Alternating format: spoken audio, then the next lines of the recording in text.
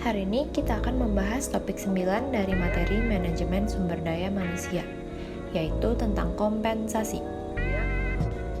Pertama-tama, akan dijelaskan pengertian dari kompensasi. Kompensasi merupakan segala sesuatu yang diterima tenaga kerja sebagai imbalan atas pekerjaan yang telah mereka lakukan. Kompensasi diberikan dengan tujuan memberikan rangsangan dan motivasi kepada tenaga kerja untuk meningkatkan prestasi kerja, serta efisiensi dan efektivitas produksi. Kompensasi diberikan kepada karyawan sebagai balas jasa untuk kerjanya mereka.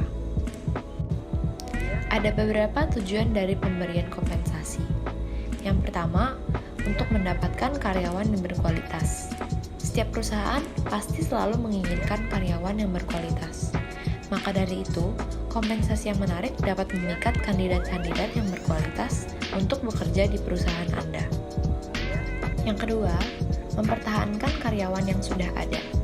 Adanya kompensasi yang kompetitif, organisasi dapat mempertahankan karyawan yang potensial dan berkualitas untuk tetap bekerja. Hal ini untuk mencegah tingkat perputaran kerja karyawan yang tinggi dan kasus pembajakan karyawan oleh organisasi lain dengan iming-iming gaji yang tinggi. Yang ketiga, adanya keadilan. Adanya administrasi kompensasi menjamin rasa keadilan hubungan antara manajemen dan karyawan terpenuhi, sebagai balas jasa perusahaan atas apa yang sudah diabdikan karyawan pada perusahaan. Yang keempat, efisiensi biaya. Program kompensasi yang rasional membantu organisasi untuk mendapatkan dan mempertahankan sumber daya manusia pada tingkat biaya yang layak. Dengan upah yang kompetitif, organisasi dapat memperoleh keseimbangan dari etos kerja karyawan yang meningkat. Yang kelima, perubahan sikap dan perilaku. Adanya kompensasi yang layak dan adil bagi karyawan hendaknya dapat memperbaiki sikap dan perilaku yang tidak menguntungkan serta memengaruhi produktivitas kerja. Perubahan-perubahan sikap dan perilaku ini tercermin dari rasa tanggung jawab, pengalaman kesetiaan pada perusahaan, serta motivasi dan prestasi yang meningkat dalam bekerja. Nah, yang terakhir, adanya administrasi legalitas. Dalam administrasi kompensasi juga terdapat batasan legalitas karena diatur oleh pemerintah dalam sebuah undang-undang. Tujuannya agar organisasi tidak sewenang-wenang memperlakukan karyawan sebagai aset perusahaan. Baik, kali ini saya akan melanjutkan dengan submateri gaji dan upah. Kompensasi adalah keseluruhan balas jasa yang diterima oleh karyawan sebagai balas jasa dari pelaksanaan pekerjaan di organisasi dalam bentuk uang atau lainnya. Dapat berupa gaji, upah, bonus, insentif, dan tunjangan. Tunjangan pun ada beberapa macam, yaitu adalah tunjangan kesehatan, tunjangan hari raya, uang makan, cuti, dan lain-lainnya. Lalu, pemberian kompensasi langsung dapat didasarkan pada jabatan ataupun kedudukan. Seperti contoh, seorang manajer, sekretaris, bendahara, ataupun tingkat kedudukan yang lainnya, ataupun tenaga penjualan yang dibayar berdasarkan waktu, seperti upah harian, mingguan, ataupun bulanan. Selain dari itu, karyawan pun dapat mendapatkan penghasilan tambahan melalui produk yang dihasilkan atau atas unjuk kerja seperti mendapatkan komisi, insentif, ataupun bonus. Seperti contohnya, seorang karyawan mendapatkan uang tambahan dikarenakan ia bekerja lembur. Itu termasuk dari bonus atau insentif yang diberikan oleh perusahaan terhadap jasa yang telah dilaksanakan atau yang dikerjakan oleh karyawan tersebut. Gaji pun menjadi alasan yang paling penting mengapa orang bekerja, di antara lain seperti untuk berprestasi, berafiliasi dengan orang lain, mengembangkan diri, ataupun untuk mengaktualisasikan diri. Dan banyak sekali terjadi permasalahan yang disebabkan oleh gaji, dikarenakan seperti contohnya seorang yang tidak sesuai gajinya dengan apa yang ia kerjakan. Itu pun menjadi pertentangan yang terjadi antara perusahaan dengan karyawannya. Selain itu, memberikan gaji adalah salah satu faktor yang penting untuk meningkatkan kepuasan kerja, memotivasi pegawai, merangsang pegawai baru yang berkualitas untuk memasuki organisasi, dan mempertahankan pegawai yang mempunyai produktivitas yang baik. Oleh sebab itu, perencanaan dan penentuan gaji menjadi hal yang penting yang harus ditentukan secara hati-hati dan mempunyai langkah-langkah yang akan saya jelaskan di slide berikutnya. Di slide ini saya akan menjelaskan mengenai langkah-langkah dalam menentukan gaji dan upah. Dikarenakan gaji dan upah adalah hal yang terpenting dan harus diperhitungkan, maka terdapat langkah-langkah juga untuk menentukan gaji dan upah. Langkah pertama adalah kita harus menganalisis jabatan ataupun tugas. Dalam analisis jabatan, kita harus mencari informasi tentang tugas-tugas yang dilakukan dan persyaratan yang diperlukan dalam melaksanakan tugas tersebut supaya berhasil untuk mengembangkan uraian tugas, spesifikasi tugas, dan standar unjuk kerja. Hal ini diperlukan sebagai landasan dalam mengevaluasi jabatan dan di tahap berikutnya. Lalu, tahap ataupun langkah berikutnya adalah evaluasi jabatan ataupun tugas. Evaluasi jabatan adalah proses sistematis untuk menentukan nilai relatif dan suatu pekerjaan dibandingkan dengan pekerjaan lainnya. Proses ini sangat penting dalam menentukan gaji dari karyawan tersebut. Terdapat beberapa metode dalam memberikan ataupun dalam penentuan gaji tersebut. Dan di slide berikutnya saya akan menjelaskan 4 metode dalam menentukan gaji karyawan. Baik, metode pertama yang akan saya jelaskan adalah metode pemeringkatan atau job ranking. Dalam metode pemeringkatan, itu adalah dengan menilai tingkat kepentingan secara umum. Terdapat beberapa langkah, yaitu pertama adalah memperoleh informasi, melakukan analisis jabatan untuk mengetahui uraian jabatan, spesifikasi jabatan, dan standar unjuk kerja. Lalu, setelah itu, terdapat menentukan jabatan tertentu yang akan dinilai. Tidak semua jabatan yang harus dinilai, namun ada beberapa jabatan yang perlu diperbandingkan. Lalu menentukan faktor-faktor yang dikompensasi. Ini adalah isi dari pekerjaan seperti tingkat usaha, tanggung jawab, dan lingkungan kerja. Kemudian dievaluasi secara umum dan subjektif.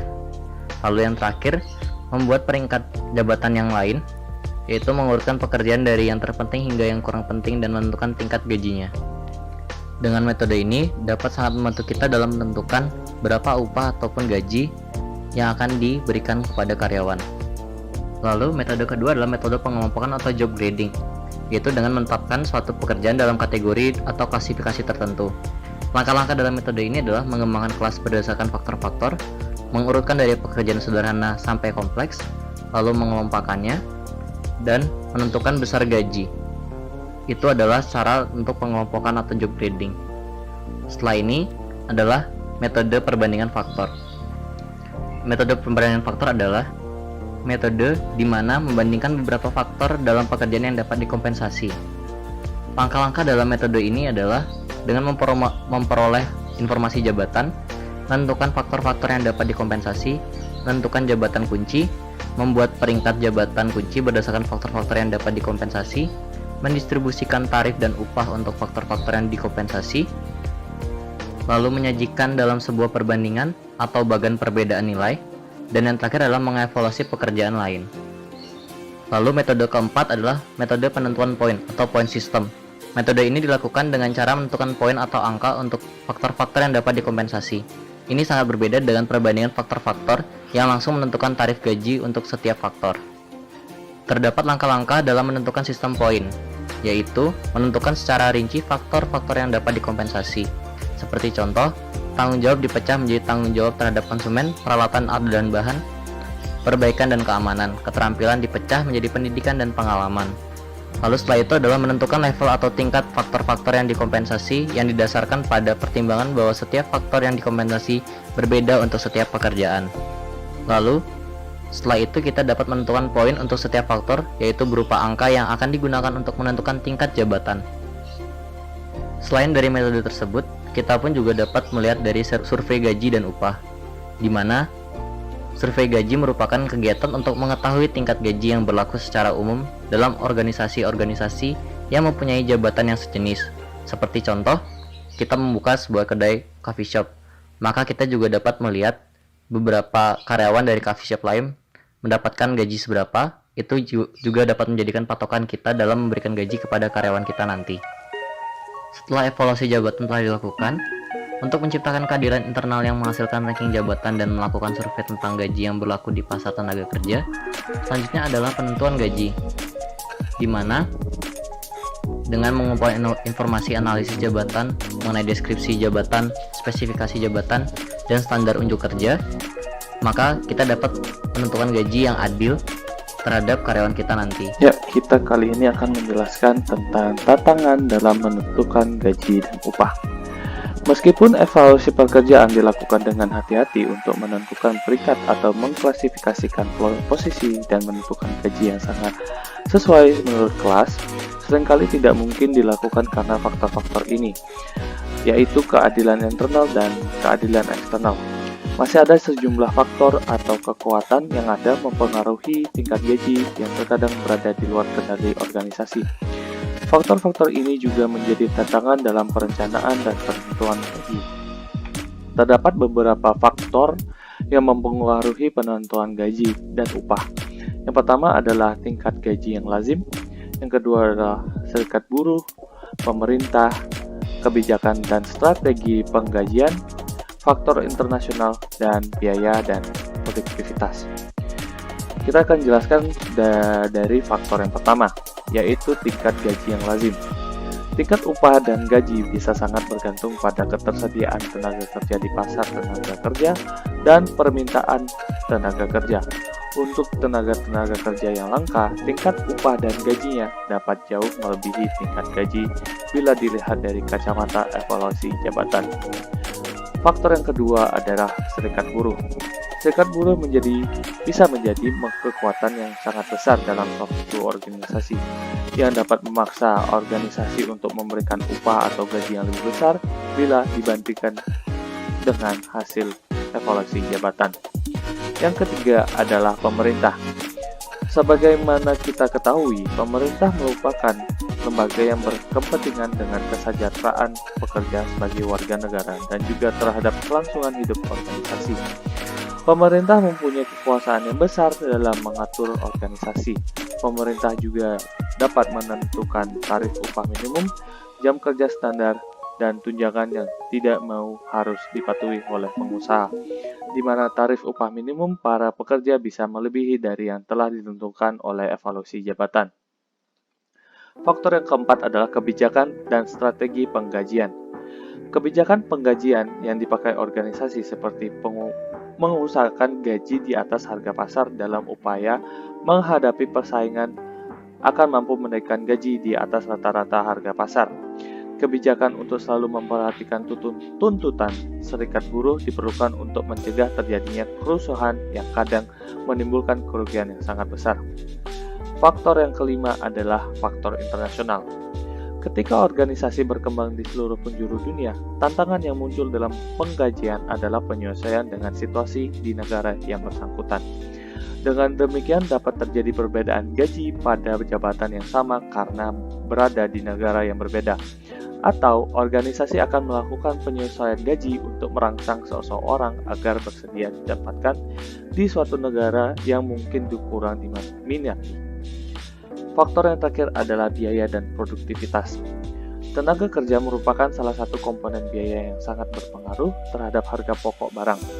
Karyawan baru mendapatkan gaji permulaan dengan jumlah tertentu, kemudian dapat meningkat ke jumlah yang lebih tinggi.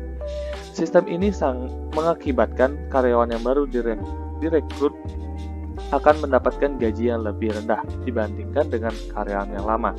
Meskipun sesungguhnya pekerjaan mereka sama, ada pula pendekatan lain yang dilakukan dengan sistem bonus. Gaji yang diterima relatif tetap, tetapi bila organisasi mendapatkan keuntungan, karyawan akan diberikan sebuah bonus, sehingga bila organisasi sedang dalam situasi sulit, organisasi tidak perlu mengeluarkan biaya yang besar untuk pegawai karena tidak perlu memberikan bonus. Sekian dari presentasi kita yang membahas tentang kompensasi, promosi, dan rotasi. Mohon maaf apabila kita ada salah kata atau menyinggung perasaan penonton. Salam hangat dari kita. Terima kasih dan sampai jumpa di lain waktu. Cheers.